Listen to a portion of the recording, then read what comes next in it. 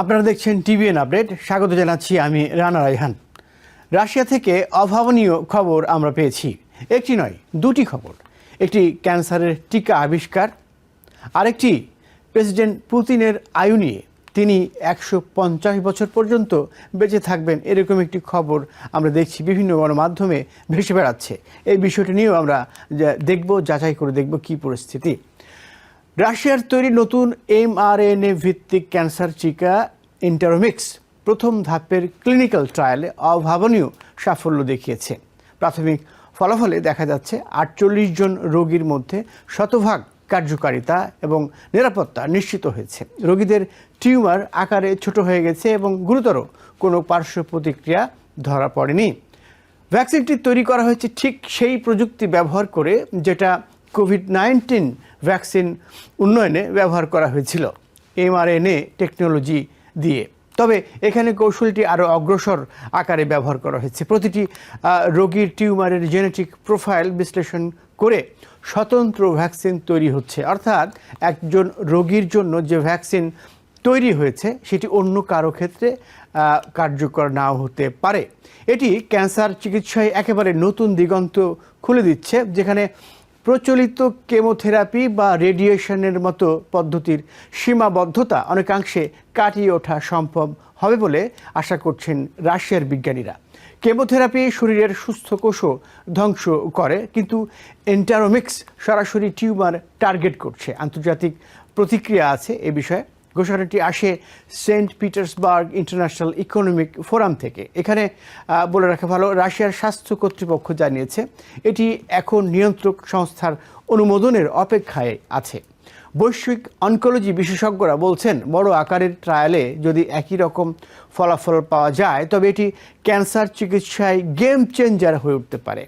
Bharat, Bangladesh, China সব বিভিন্ন দেশে যেখানে কলোরেক্টাল এবং সার্ভিক্যাল ক্যান্সার মৃত্যুর বড় কারণ, সাশ্রয়ী এবং সহজলভ্য হলে এই ভ্যাকসিন বিপুল সংখ্যক মানুষের জন্য জীবন রক্ষাকারী হতে পারে। তবে চ্যালেঞ্জও কম নয়। Genomic profiling, cold chain storage এবং উৎপাদন খরচ এখনও বড় বাধা হিসেবে দেখা হচ্ছে এই ভ্যাকসিনটির ক্ষেত্রে।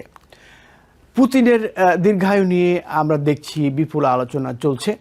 ইন্টারোমিক্স এর খবর ঘিরে আলোচনায় এসেছে রাশিয়ার প্রেসিডেন্ট ভ্লাদিমির পুতিনের দীর্ঘদিনের স্বাস্থ্য ও দীর্ঘায়ু আকাঙ্ক্ষা। সম্প্রতি বেইজিংয়ে চায়নার প্রেসিডেন্ট শি জিনপিং এর সঙ্গে হাঁটার সময় হট মাইকে ধরা পড়ে পুতিনের মন্তব্য, মানব অঙ্গ বারবার প্রতিস্থাপন করা সম্ভব, মানুষ আরও তরুণ হতে পারে, এমনকি অমরও হতে পারে। শি জবাব দেন, এই শতকের শেষ নাগাদ মানুষ হয়তো 150 বছর পর্যন্ত বাঁচতে পারবে। এই কথোপকথন শুধু কৌতূহলের বিষয় নয়, বরং তাদের কথা থেকে বোঝা যায় পুতিনের ব্যক্তিগত ও রাজনৈতিক প্রেক্ষাপটে দীর্ঘ জীবন চর্চার আগ্রহের বিষয়টি। বিশ্লেষকরা বলছেন, পুতিন আধুনিক প্রযুক্তিকে শুধু স্বাস্থ্য রক্ষার জন্য নয়, বরং ক্ষমতার মেয়াদ বাড়ানোর মাধ্যম হিসেবেও বিশ্লেষকরা বলছেন পুতিন আধুনিক চিকিৎসা প্রযুক্তিকে শুধু স্বাস্থ্য রক্ষার জন্য নয়, বরং ক্ষমতার মেয়াদ বাড়ানোর মাধ্যম হিসাবেও ব্যবহার করতে চাইছেন। রাশিয়ার বিনিয়োগ আমরা দেখছি এই খাতে। রাশিয়ায় ইতিমধ্যেই বিলিয়ন বিলিয়ন ডলারের রাষ্ট্রায়ত্ত বিনিয়োগ হচ্ছে জেনেটিক গবেষণা ও লংজিভিটি সায়েন্সে। পুতিনের ঘনিষ্ঠ বিজ্ঞানী মিখাইল কোভালচুক নেতৃত্ব দিচ্ছেন এই প্রকল্পগুলোর। এমনকি পুতিনের বড় মেয়ে মারিয়া ভরনসোভা একজন এন্ডোক্রিনোলজিস্ট, এই গবেষণায় সরাসরি জড়িত। রুশ সাংবাদিক মিখাইল রুবিন বলেছেন, পুতিন সুস্থ হলেও সবসময় তার সঙ্গে থাকেন বিভিন্ন স্পেশালিস্ট চিকিৎসকদের একটি বড় দল। এটি প্রমাণ করে তিনি স্বাস্থ্য ও দীর্ঘায়ু নিয়ে গভীরভাবে চিন্তিত। ইন্টারোমিক্স ভ্যাকসিনের শতভাগ সফলতা এবং পুতিনের দীর্ঘায়ুর স্বপ্ন একসঙ্গে বিজ্ঞান এবং চিকিৎসা ও রাজনীতির অদ্ভুত সংযোগকে সামনে এনেছে। যদি এই প্রযুক্তি বিশ্বব্যাপী অনুমোদন ও প্রসার লাভ করে তবে এটি কেবল ক্যান্সার চিকিৎসা নয়, বরং মানব জীবনের সীমা এবং শাসকদের ক্ষমতার মেয়াদ নিয়েও নতুন প্রশ্ন তুলবে। নিউ ইয়র্ক থেকে সম্প্রচারিত টিভিএন 24 টেলিভিশন বিশ্বজুড়ে বাঙালির কণ্ঠস্বর।